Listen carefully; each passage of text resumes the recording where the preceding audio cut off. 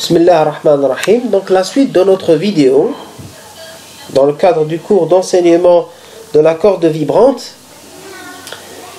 le bilan des forces, ou bien le principe fondamental de la dynamique, appliqué à la particule, qui est l'élément le plus petit de notre corde, associé au développement limite de Taylor, ont permis à D'Alembert d'établir la première équation appelée équation d'onde de D'Alembert. C'est une équation dérivée partielle, c'est-à-dire qu'il y a des dérivées par rapport à x et par rapport au temps, ce qui suppose que la fonction u, qui est solution de notre équation, est une fonction bivariable qui dépend de la position x et du temps t. Nous avons aussi la présence de cette constante v qui est une caractéristique de la corde puisqu'elle dépend de t0 et de mu et qui a la dimension d'une vitesse. Cette constante représente la vitesse de propagation d'onde.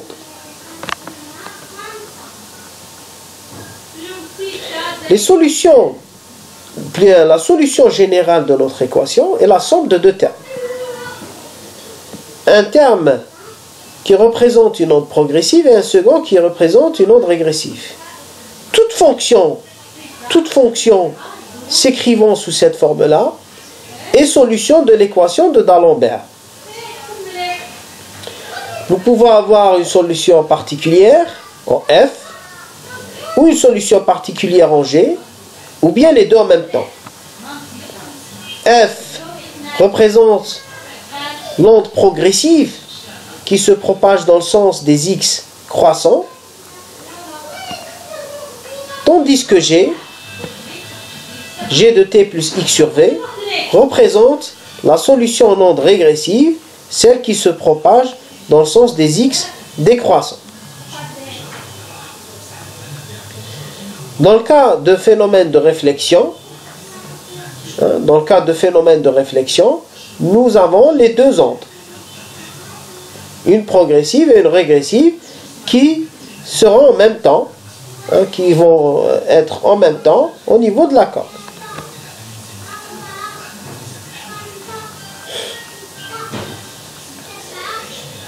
Dans le cadre de notre cours, nous allons étudier la solution en onde plane sinusoïdale et progressive. Nous allons aussi être confrontés à l'onde régressive. Alors l'onde progressive, plane et sinusoïdale s'écrit sous cette forme-là. U0 représente l'amplitude, oméga la pulsation et K le module du vecteur d'onde. Cette écriture utilise la notation complexe. Nous pouvons aussi utiliser la notation réelle en écrivant U égale à U0 sinus oméga t moins kx ou bien cosinus oméga t moins kx. Toutes ces fonctions-là sont représentatives d'une onde plane sinusoïdale. L'onde plane veut dire que l'ensemble des points qui vibrent en phase forment un plan. Cela tout simplement implique que à un instant t donné, tous les points qui ont la même amplitude en même temps appartiennent à un plan x égale constant. Harmonique veut dire que cette onde est sinusoïdale. Nous pouvons trouver le terme harmonique ou bien monochromatique. Quand on dit harmonique ou monochromatique, c'est la même chose dans le cas d'une onde dans un milieu non dispersif. Moins kx, alors le signe moins indique que nous sommes en présence d'une onde progressive. L'équation de D'Alembert permet d'établir la relation suivante. K égale à oméga sur v. Cette relation est appelée relation de dispersion, qui donne tout simplement la vitesse de propagation de l'onde, qui est appelée aussi la vitesse de phase, car elle est tirée de la phase.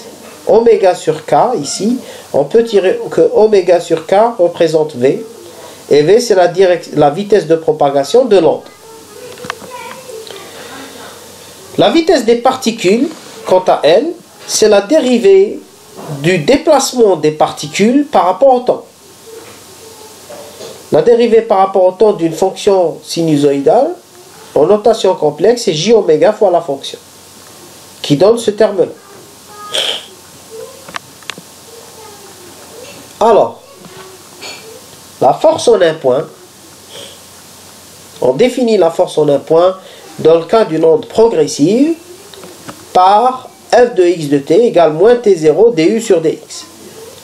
Dans le cas d'une onde régressive, nous aurons t0 du sur dx sont le signe moins. Dans le cas des deux, si l'onde progressive et l'onde incidente,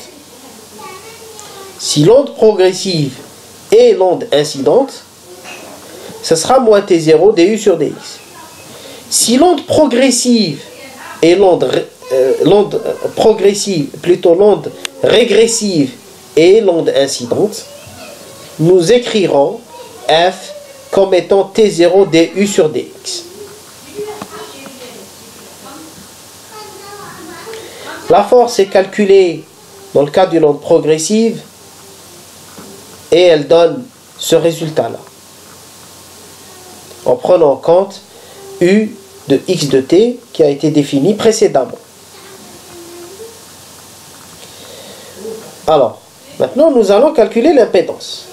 L'impédance en mécanique représente tout simplement, physiquement, la résistance du milieu à la propagation de l'onde. C'est-à-dire que, d'après cette formule, si on regarde cette formule de près, si un milieu a une impédance élevée, cela veut dire une force donnée donnera une faible vitesse de particules, un déplacement faible. C'est-à-dire, imaginez qu'on applique une force et que le déplacement soit faible. Ça veut dire que c'est difficile à faire bouger. Donc l'impédance est élevée. Si par contre une même force donne un déplacement élevé, ou bien une vitesse élevée, ça veut dire une force simple, faible plutôt, peut donner un déplacement et donc l'impédance est faible. Donc l'impédance, si vous voulez, c'est la signature du milieu. Un milieu où le déplacement des particules est difficile à provoquer, ou bien où il est difficile d'engendrer une onde, de créer une onde, à ce moment-là, ce milieu, on dira qu'il a une impédance élevée. Si par contre, le milieu a une impédance faible, cela suppose qu'une faible force permettra de créer une onde qui se propage à l'intérieur de ce milieu. Ça, c'est la signification physique. Maintenant, si on s'intéresse à notre cas, on revient plutôt à notre cas, on va trouver que ce rapport, dans le cas d'une onde progressive, c'est K fois T0 sur oméga, et K sur oméga c'est 1 sur V, et T0 sur V, sachant que V c'est racine de T0 sur oméga, on retrouve ce résultat-là. Et on trouve que Z ne dépend pas de X. Alors ici, je tiens à attirer votre attention sur le fait que l'impédance ne dépend pas du temps. Elle ne dépend pas du temps parce que dans nos hypothèses, nous n'avons pas introduit les effets du temps dans notre modèle. En gros, le temps n'a aucune influence sur la corde, sur ses caractéristiques. C'est comme si notre corde était toujours la même et qu'elle avait la même caractéristique, la même tension et la même masse linéique. Donc l'impédance ne dépend pas du temps.